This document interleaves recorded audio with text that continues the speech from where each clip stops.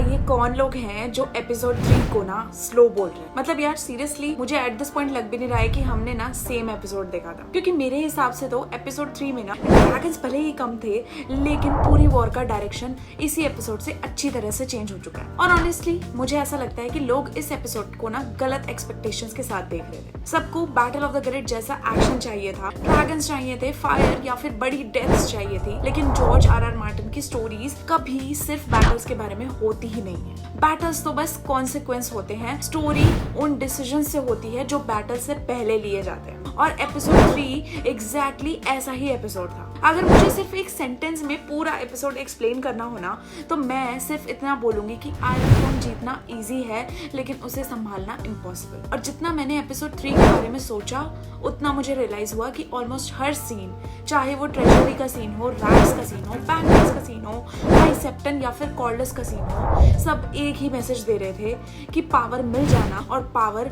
Deserve करना दोनों ही बहुत अलग अलग चीजें होती हैं। और इसीलिए ऐसा लगता है मुझे कि house of the dragon season 3 का एपिसोड 3 अब तक का सबसे पॉलिटिकल एपिसोड था। अब सोचो, सीजन 1 से रनेरा किस चीज के लिए लड़ रही थी? वो आयरन थ्रोन के लिए लड़ रही थी। उसने अपना बचपन सैक्रिफाइस किया, अपनी फ्रेंडशिप्स लूज करी, अपनी पूरी फैमिली को टूटते हुए देखा, उसने अपने बेटे को लूज किया और फाइनली आयरन थ्रोन उसके पास आ गया था।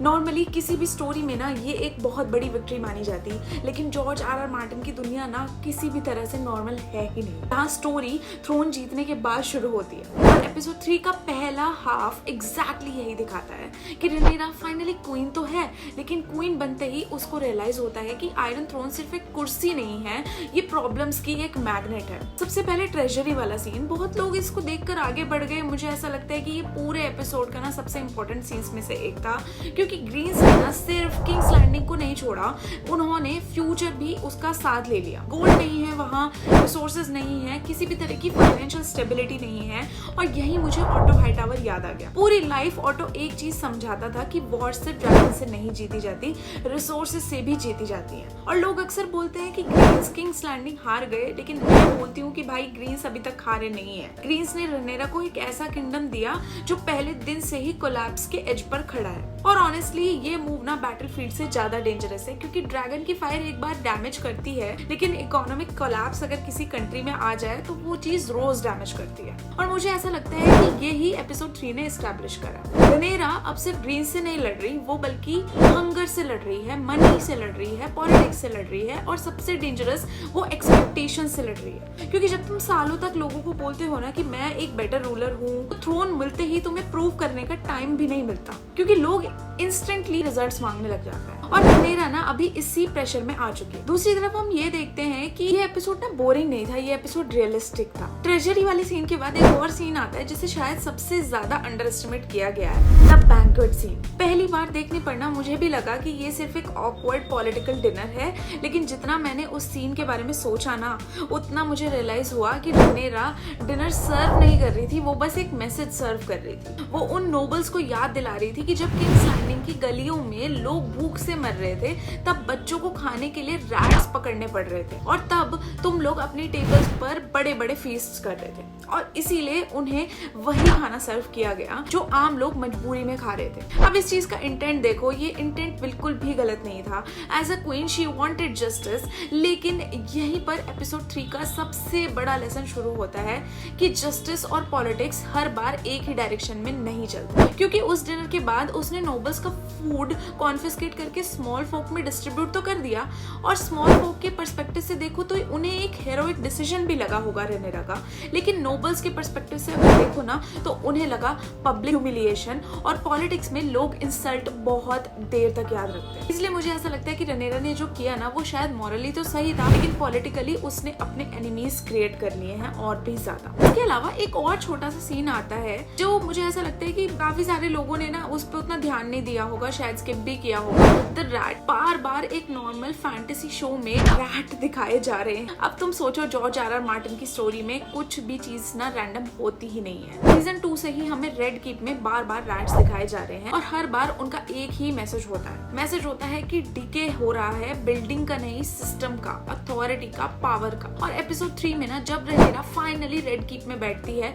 तब भी वो रैट्स वही हैं। और पहली नजर में ये छोटी सी डिटेल लगती है, लेकिन जितना मैंने सोचा इस बारे में, जितना मैंने ओवर एनालाइज किया, उतना रियलाइज हुआ कि कास्ट बदल गया, लोग बदल गए, क्वीन बदल गई, लेकिन क्या प्रॉब्लम्स तो अभी की वही है। और शायद यही एग्जैक्टली एक रूल है कि आयरन थ्रोन रूलर्स को चेंज तो करता है लेकिन किंगडम को कभी चेंज नहीं करता। और ये बात ना सिर्फ वेस्टरोस पर अप्लाई ही नहीं होती, बल्कि तुम हिस्ट्री उठाकर देख लो, हर नया रूलर सोचता है कि मैं सब कुछ चेंज कर दूंगा और फिर उसे रियलाइज होता है कि सिस्टम किसी एक इंसान से तो बहुत बड़ा होता है और एक इंसान के करने से कुछ भी नहीं होता। और यहीं पे ना रेनेरा को पहली बार एक रियलाइजेशन होने लग जाता है कि भाई सब कुछ चीजें उसके हाथ में नहीं है। और वो हाई सेप्टन वाला सीन, ये सीन भी भाई मुझे ऐसा लगता है बाकी सब लोग इसको रिलीजन, फेथ या पॉलिटिक्स के एंगल से देख रहे हैं, लेकिन मेरे हिसाब से ये सीन ना लेजिटिमेसी के बारे में था। अब एक बात नोटिस करो, पूरे शो में हर रूलर को ना 2 बैटल्स लड़नी पड़ती है। एक जिसमें उसे आयरन थ्रोन जीतना पड़ता है और दूसरा जिसमें उसे लोगों का ट्रस्ट जीतना पड़ता है। और भाई बिलीव मी, दूसरी बैटल ना हमेशा सबसे ज्यादा डिफिकल्ट होती है। विसेरिस के पास लेजिटिमेसी थी, इसीलिए लोग उसकी वीकनेस इग्नोर कर देते हैं। एगोन के पास क्राउन है लेकिन लोग उसे किंग मानना नहीं चाहते। और अब रेनेरा,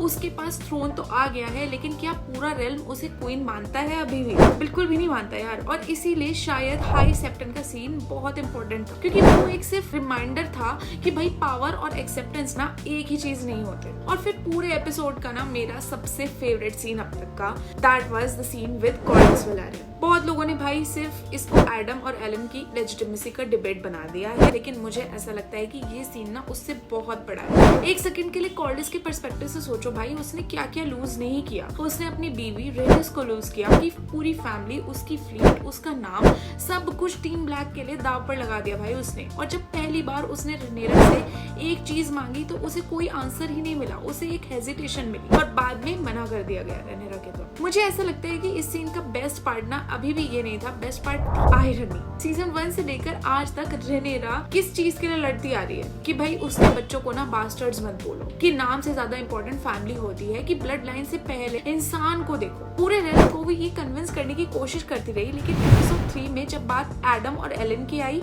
तो भाई पहली बार रेनेरा खुद लेजिटिमेसी के पर्सपेक्टिव से सोचने लगी। और ऑनेस्टली मैं यहाँ पर उसे ब्लेम नहीं कर रही हूँ, क्योंकि अब वो सिर्फ एक mother, she is not just a mother now, she is also a queen. और भाई क्वीन के डिसीजंस ना पर्सनल हो ही नहीं सकते, वो हमेशा पॉलिटिकल होंगे। और इसीलिए शायद कॉर्डस का डायलॉग मुझे सिर्फ उसके बेटों के लिए फाइट करते हुए नहीं देखा, बल्कि मुझे ऐसा लगा कि वो रेनेरा को उसके ही प्रिंसिपल्स याद दिला रहा था कि जब तुम अपनी पूरी लाइफ अपने बच्चों के लिए एक्सेप्टेंस मांग सकती हो तो मेरे बच्चों के केस में इतनी हेजिटेशन क्यों? और भाई बिलीव मी, ये क्वेश्चन सिर्फ कॉर्डस का नहीं था, ये क्वेश्चन ना एग्जैक्टली हर कोई पूछ रहा होगा कि भाई पावर मिलते ही क्या इंसान के प्रिंसिपल्स भी एकदम से बदल जाते हैं? और शायद भाई जॉर्ज आर आर मार्टिन ना इस बात पे यही कहेंगे कि हाँ भाई, आयरन थ्रोन मिलने के बाद ना रूलर्स चेंज हो जाते हैं, क्योंकि आयरन थ्रोन सिर्फ रूलर्स को टेस्ट नहीं करता बल्कि उनकी वैल्यूज को भी टेस्ट करता है। लेकिन इन सब सीन्स के बाद एक और चीज हुई जिसके बारे में शायद सबसे ज्यादा डिस्कशन अभी हो रहा है, दैट इज सनफायर। भाई ऑनेस्टली जब मैंने ये सीन देखा मेरा पहला रिएक्शन था कि ऐसा हो कैसे सकता है, इतनी जल्दी कैसे पॉसिबल है?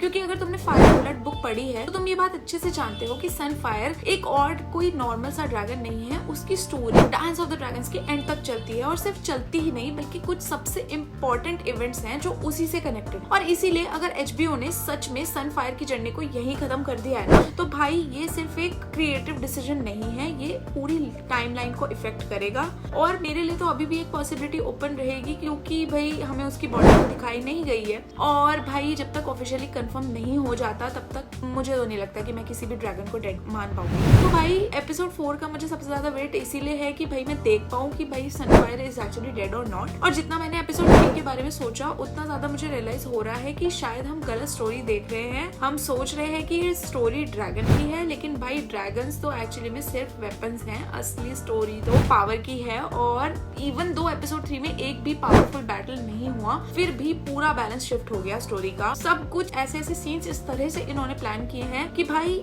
ये सब देखने में बहुत छोटे सीन्स लगते हैं, शायद एक बहुत माइन्यूट सा पार्ट लगता हो, लेकिन जब तुम इन्हें कनेक्ट करते हो ना तो रियलाइज होता है कि ये सारे सीन्स ना एक ही डायरेक्शन में पॉइंट कर रहे हैं, और वो है कि रेनेरा ने थ्रोन तो जीत लिया लेकिन वेस्टरोस अभी भी नहीं जीता। और भाई बिलीव मी, ये दोनों चीजें ना बहुत ज्यादा अलग है, क्योंकि सीजन 1 में अगर देखें अगेन ना, रेनेरा का बिगेस्ट चैलेंज था थ्रोन तक पहुंचना, और एपिसोड 3 के बाद बाद उसका बिगेस्ट चैलेंज है कि उस थ्रोन को वो डिजर्व नहीं करे। और भाई मुझे ऐसा लगता है कि ये ही बात एग्जैक्टली इस एपिसोड को ना बाकी एपिसोड से अलग बनाती है। So guys, this was my official breakdown of house of the dragon season 3 episode 3. If you like it, please do subscribe my channel because I'm still very much growing on YouTube. And if you like it a lot, then show some love in the comments and share it with your friends. I really hope to make new videos on new topics very soon, and I'm gonna be trying to post daily on my YouTube. So if you like my video, please do subscribe so that I get enough motivation to post daily. Thank you so much and bye bye.